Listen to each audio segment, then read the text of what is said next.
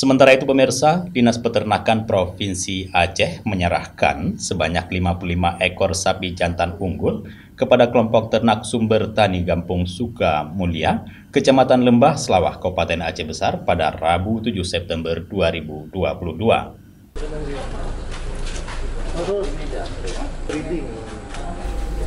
Serah terima sapi dilakukan oleh Kepala Bidang Pengolahan dan Pemasaran Hasil Peternakan Dinas Peternakan Aceh, Taufan Maulana Pribadi, kepada pihak kelompok ternak sumber tani.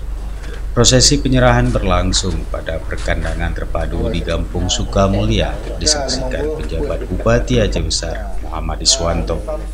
Iswanto menyebutkan bantuan Dinas Peternakan yang bersumber dari Dana Otonomi Khusus Aceh itu diberikan sebagai bagian dari pemulihan ekonomi masyarakat.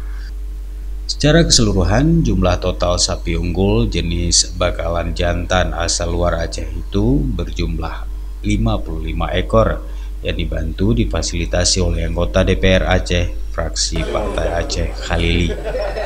Taufan Maulana Pribadi mengatakan selain untuk penyediaan bibit sapi unggul, bantuan Dinas Peternakan Aceh itu merupakan bagian dari upaya menurunkan inflasi di Aceh. Daging menjadi salah satu komoditi inflasi. Tentu dengan keberadaan sapi jantan ini kelak bisa menurunkan persentase inflasi di Aceh.